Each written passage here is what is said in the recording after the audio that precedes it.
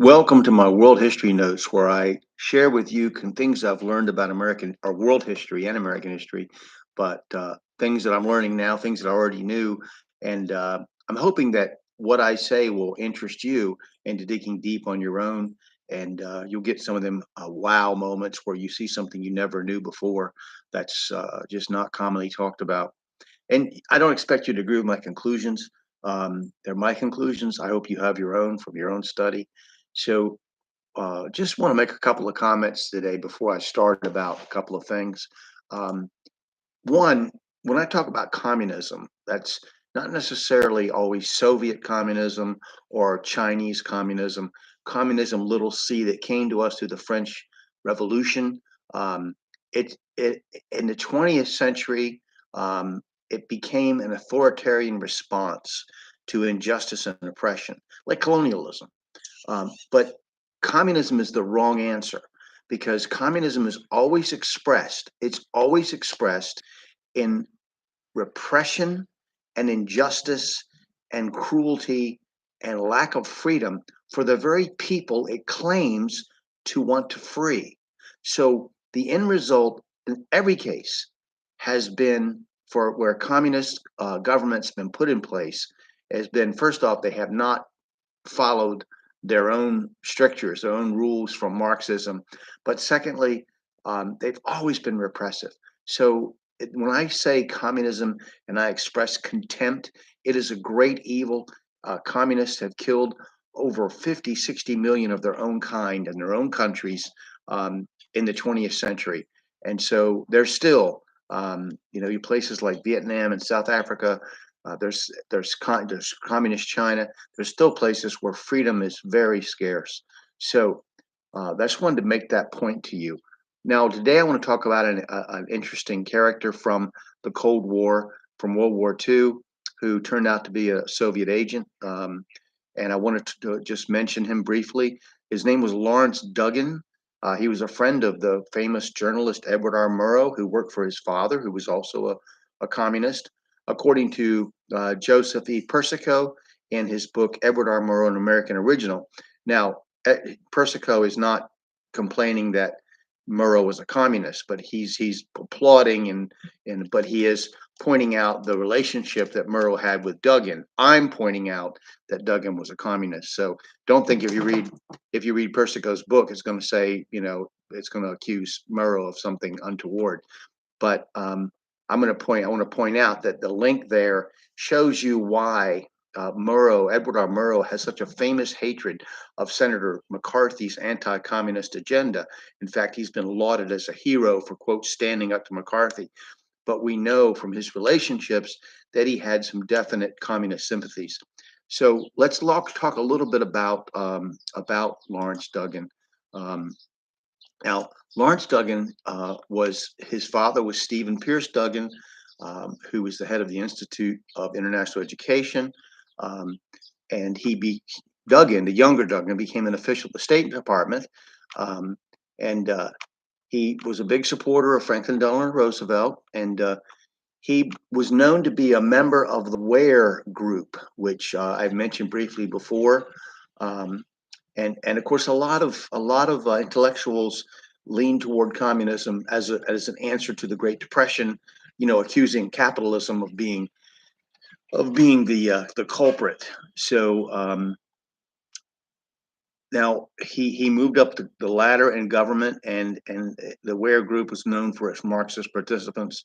Um, so you know, he actually worked for the NKVD, and he was identified as a recruit in 1934. So, and Hetty Massing and Noel Fields, some people we've mentioned before. Um, so Massing quoted in her book, "This Deception KGB Targets America," 1951, and we know her role as a recruiter. "Of the conquest I made while a Soviet agent, the one I most regret is Larry Duggan." Um, so she was really she didn't wasn't particularly impressed with his personality, a little high strung, intellectual. Um, but anyway, So Duggan was another individual that you would want to look into if you're interested in the Soviet spies and agents that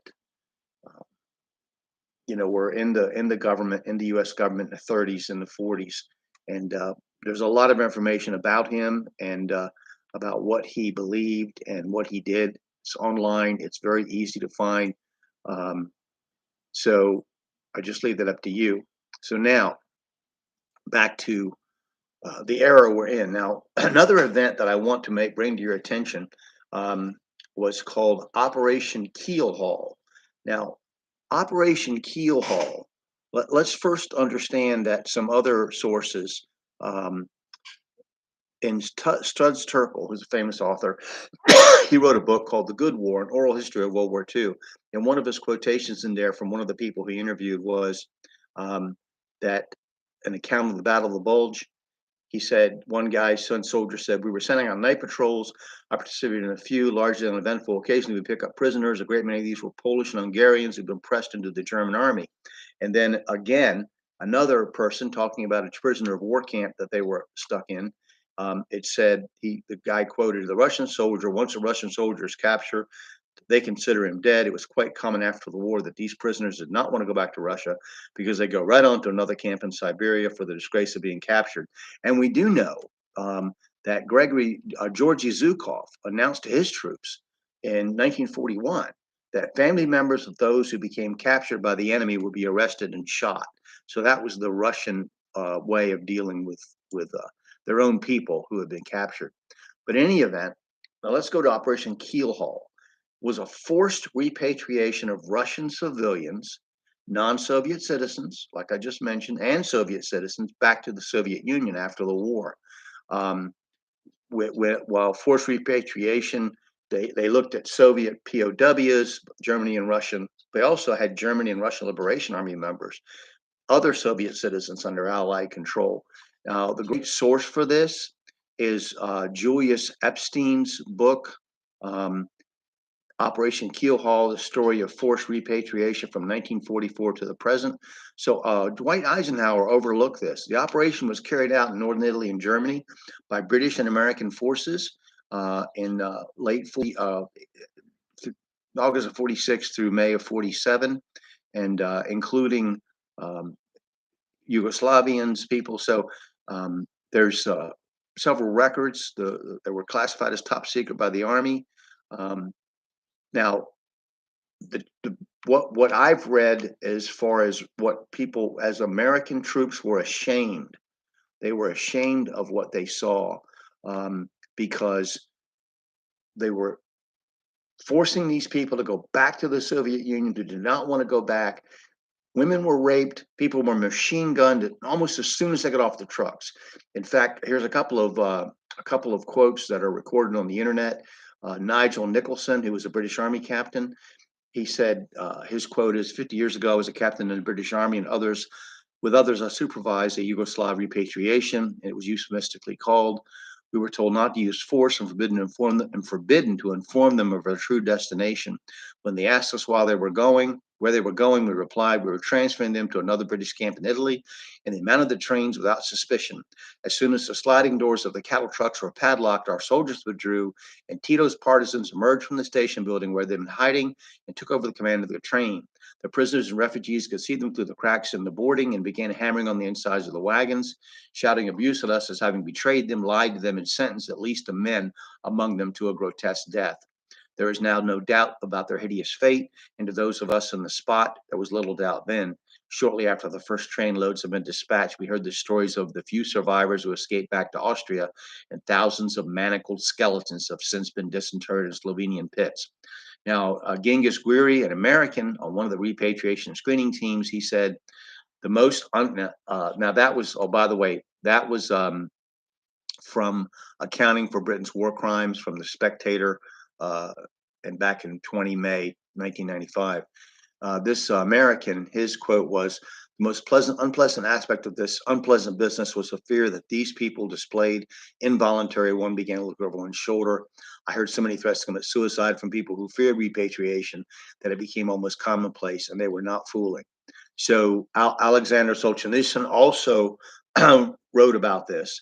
Um, so this was a hideous, basically a war crime where people in the West, governments in the West, our military, our government betrayed people who wanted freedom and sent them back to Soviet Russia to and Yugoslavia to be executed, to be imprisoned, to be raped, to be murdered.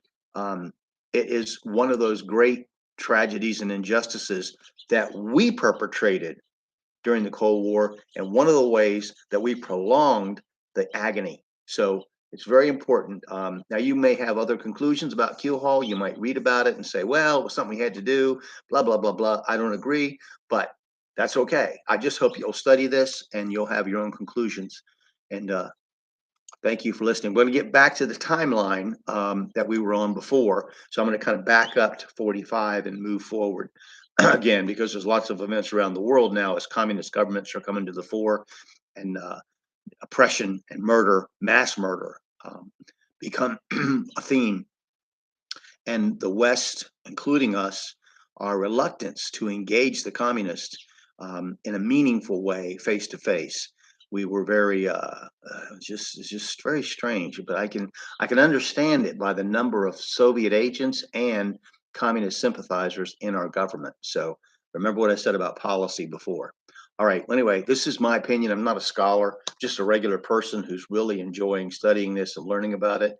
And I'm sure that there's a lot slicker and better and more in-depth studies on YouTube and the internet that hope you'll look into.